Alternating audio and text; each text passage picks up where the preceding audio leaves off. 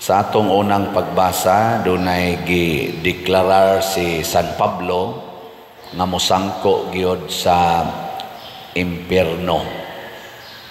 Kinsa maning mga tao nga mosangko sa impyerno. Matud pa niya dire, mosangko gayud sila sa impyerno kayang ilang gipakadiyos mauman ang mga kailibgon nga lawas nun. Nagpasigarbo sila sa angay unta nilang ikaulaw o naghunahuna lamang sila sa mga butang niining kalibutana. Lingihay mong tupad, ingnawa ka maghunahunag kwarta. Kaya magsigi lang kagunahunag kwarta, butang mana din aning kalibutana. Si kagunahunag balay, butang yapon na aning kalibutana. Maghunahuna ka og imong profession, imong authority, nga dili ka mailisan, nga ikagimudaog sa eleksyon, mga butang na aning kalibutana. Nya kung sigihan nato gunahuna musangko ta sa impyerno. Muna diri sa atong ebanghelyo, ang kaning tikasan na pinialan, nagsigi ra gid siya panikas. Ang iya ra jong gihunahuna ang pagpanikas. Nganong manikas man siya? Ingon siya, di man ko gusto nga magkalisod-lisod. Muna nga magsigi jud kog panikas aron hayahay ko. Kay kini man kong atong lawas nong panginahanglan, murag ang basic yun, murag tulo, comfort, pleasure, sa may ikatulo, comfort, pleasure, and honor. Kana bang komportable ba? Dili alimuot niya, pleasure kanang lami, dili nang way lami niya, honor kanang pakpakan tas mga tao, dili nang sawayon tas mga tao. Ngana gilaing lingi sa imong tupad, inaokira nimo og sawayon ka, inakono naokira kanang sawayon ka, anang daog-daogon ka, okira nya may ka dili na mahimo oy ana padong kas impyerno.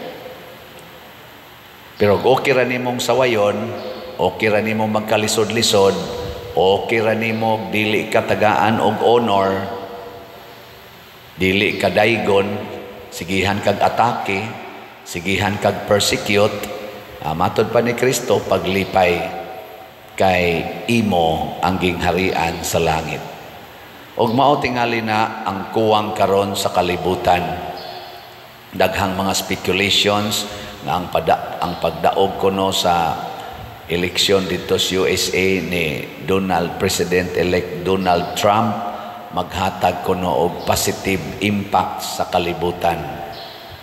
Sige, ato lang ang paaboton kay murag sa akong nadunggan diha naasad nato makita social media, gi-highlight sa mga TikTok o Reels, gasige man og sulti si Donald Trump nga Jesus Christ.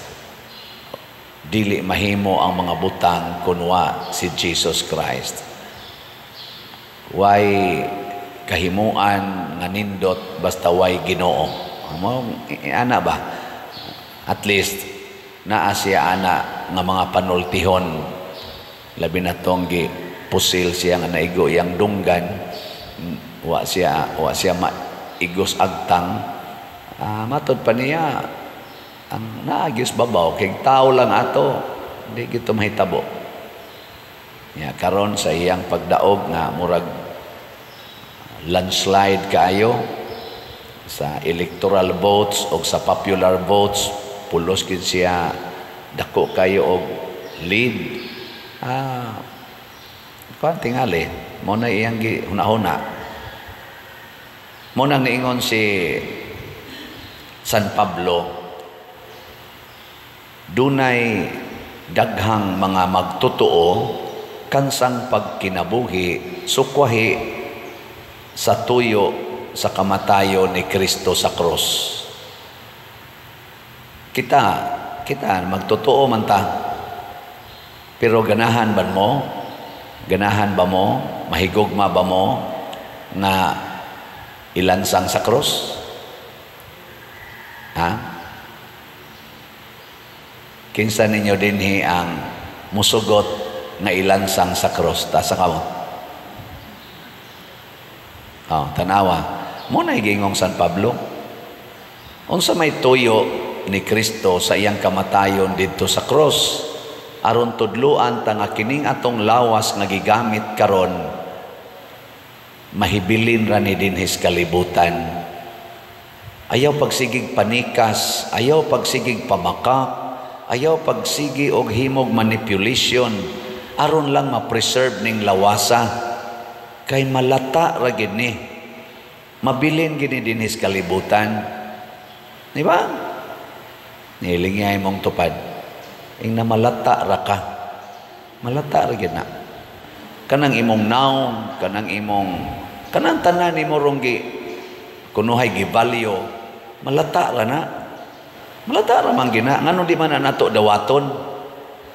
Pero matud pang San Pablo, apan kita mga lumulupyo sa langit o mahinangpon kitang nagpaabot sa pag-anhi sa atong manunubos gikan sa langit ang Ginoong Hesukristo. Nya iniganhi niya kanang pasabot ini kamatay nato mao manay usas paagi nga magkita na tas Ginoo face to face ini kamatay nato. Niingon din siya diri, ilisa niya ang atong mga lawas nga may kamatayon sa lawas nga mahimayaon sama sa iyaha pinaagi sa gahom nga gigamit niya sa pagmando sa tanan. Ilisan di ini atong lawas. Lain na sang lingi. Ingna ilisan ra ka. Ingna ba? Ilisan. Nya dili na lawas nga malata. Glorious body, mahimayaon nga lawas. Munang niingon diri si Kristo nga kay ang mga tao niining kalibutana o niining kalibutan mas maantigo mudumala sa ilang buluhaton kaysa mga tao nga iya sa kahayag. Unsa may mga buluhaton aning kalibutana para sa lawas. Tanawa mo trabaho ka para sa imong lawas. Magnegosyo ka para sa lawas. Unsa pa may lain? Maligo ka para sa lawas, mukaon ka para sa lawas. Masuko ka tungod sa imong lawas. Maproblema ka tungod sa imong lawas. Pulos gyud para sa lawas. Mao nay mga gimbuhaton niining kalibutana. Munang may kaitang mo imagine mga butang nga atong buhaton, may kaitang mo plano-plano para sa lawas. Kana lang hiring-hiring diha sa atong mga kuan, ganing ato rong Congress, sa Senate, maminaw man sa gyud kuana. Makaingo na jay panahon nga makalingo-lingo kung makak mangini siya. Nya nganong iya magining ipamugos. Ang iyang punto ba iya yung ipamugos para pag-preserve sa iyang lawas. Kaya kundi niya ipamugos, mapriso, mauwawan ang iyang lawas. Di ba? Nganong gahimo man tag mga balay para sa lawas. Nganong nangural man kasi imong balay para sa lawas. Nganong ang imong sakyanan na nimo gi-parking diha sa karsada nga di mo na parkingan, agianan mo na. Para gyapon sa imong lawas para di magkalisod-lisod og lakaw ngadto sa layo. Nga inignaog na aragid sa akong tugkaran ang akong sakyanan, pero agiana na dili na parkingan, di ba? Para sa lawas ada kapoy na kay lakaw dito ngano man ka magpanpan ng kilid sa imong balay aron na isod ang imong sakyanan, kapoy na kay lawas lawas gyud yang ano sige man kagkaon tungod sa lawas. Ngano mura naman nag-rice terraces imong bilbil tungod sa lawas yapon. Ikaw pa din, ganong nidaot man ka. diabetes tungod sa lawas.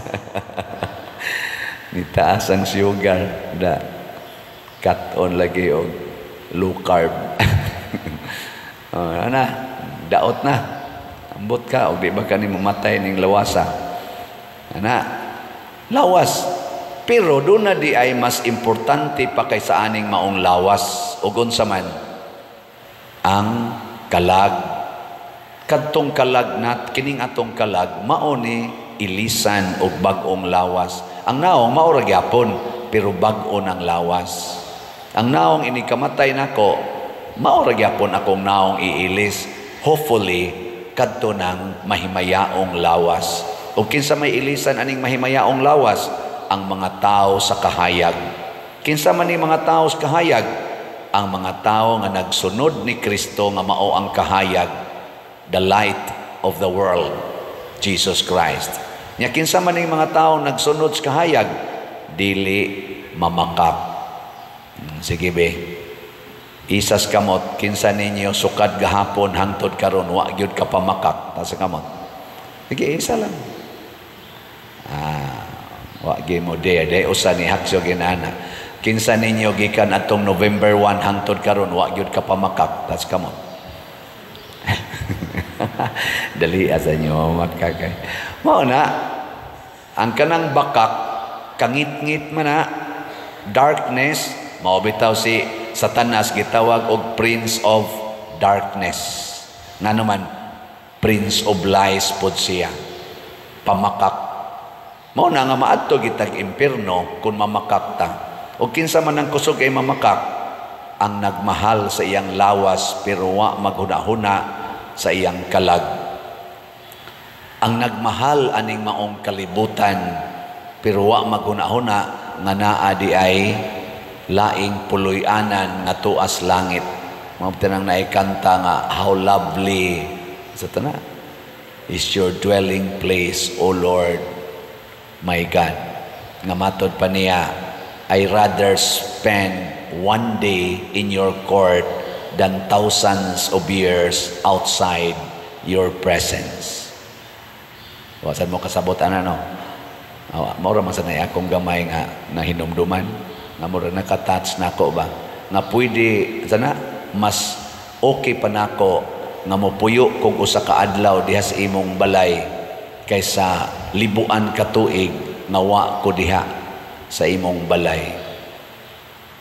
Pasabot og ni ara gitas kalibutan wa gay ayo. Way ayo kanang magsigig baha inig bagyo, baha dayon, way ayo. Kaning ni ang daghan kay korupsyon, way ayo. Kining lugar nga daghan kay mudaot nato, way ayo. Kining lugar nga mahal kayong kilos bugas, tinang mahala, way ayo. Kining lugar din is kalibutan nga daghan na kayo nangatak-tak sa trabaho, way ayo. Ang dinhi daghan kayong mga libak. Sige, lingya imong tupad ba na okay na nimo mamatay ka karon? Ina. Okay na? Oh, matod pa diri sa atong tubag sa Salmo, nalipay ako, magiingnan ako nila, mangadto na kita sa balay sa Ginoo. Nindot biya kayong balay sa Ginoo niya. Sa pag-adto dito, kinahanglan tang mamatay. Muna ingon San Pablo, ang kahulugan sa kamatayo ni Kristo sa krus. Unsa may tumong ato, aron ta makasulod sa langit, kinahanglan gitang magantos og mamatay. Ge, lingi ako sabi mong tupad. Ang di mo lingi, maimpierno. Ing na okay na ni mamatay ka ugma. Nya moingon ganing dili sa ato pa og mamatay na siya karon, posibleng maimpierno na siya kay ang kalibutan pay iyang gimahal. Pero moingon ganin na siya, ako ginang dawaton ug ako na nang gipangandaman. Ing na dayon, congratulations, ready na ang imong glorious body. Ang imong mahimayaong lawas giandam na, giutaw na tungdaan sa mga anghel, no? Kay igsusulob na to kay ugma ng imong schedule. Ana, no? Pero hinumdumi nga kanang word nga ugma one day, matod pa ni sa Book of Wisdom, ba to? Book of Wisdom, nga ang usa ka adlaw sa Ginoo, libuan na katuig dinhis kalibutan. Ang libuan katuig para nato, usara na kaadlaw sa Ginoo. Mo nang maingon ko, okay ba nimo mamatay ka ugma? Basig mo abot pa nag 100 years. Posible sad nga 1 minute na lang. Di ba? Igawas ro nimo diha, atakihon day ka. Patay na yon. Ikahapon, tuan na ka sa lovely dwelling place of God. Nya maingon ka, tinuod yung gisulting Padersiano. Ninduta yun. May ragyong nakapalit kog slot. Kaya nga naman,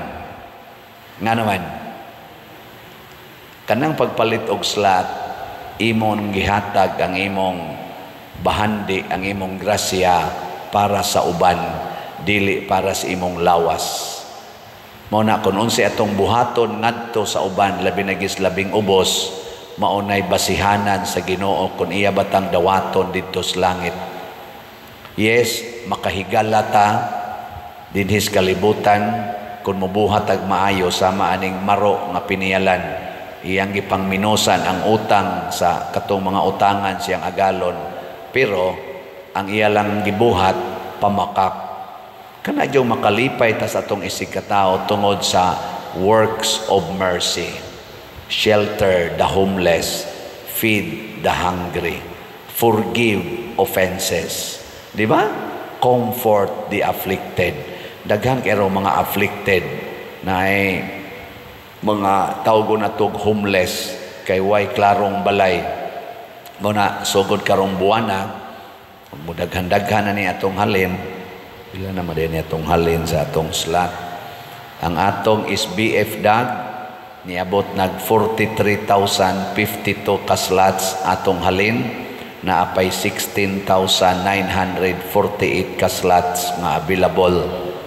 Yan ay 16 slot challenge nga tag 8,000, nakadawat na sa tag 299. Yang atong CTUMM na dako-dako na niabot nag 40,514 ang atong halin, 29,486 na lang ang nahibilin, tag 100 pesos per slot ra ni siya. Nasad ni 61 slot challenge nga tag 6,100, niabot na sa 190 ang atong halin. Atong pagpakan ang namalit na tog slots. Kamong tanang namalit og slot, insured na mo dito sa langit sa pagpalit ninyo. Pero maghimo sa mong binuang iniguman ani, maimpierno rasad mo. Pero sige ra gyud mong palit, sige ra gyud mong tabang sa inyong isig katao, kana congratulations. Nya ang ato sang DSAP kaning investment slot na tag 500,000 pesos with 25% interest per annum, na patay 5 ka slots nga gi-offer. First come, first serve. Sige, mao ni siya mga igsuon ang angay natong hinumduman nga dili ang kinabuhi kutob ra dinhi kalibutan. Ang tinuod nga kinabuhi kadtog yung nagpaabot nga mahimayaon. Hinaot unta nga kitang tanan sama ni San Vicente Ferrer, sama sa ato mga santos nga gidebosyonan, makahimog mga buhat nga mahimot ang angayan didto sa langit. Unsa may buhaton aron dili ta maimpierno, di ta mosangko sa impierno, dili gid nato himuon nga Dios ang panginahanglan sa atong lawas. Pasabot dili nato sundon unsay gusto sa atong lawas, ato yung i-verify makaayo ba kani sa akong kalag.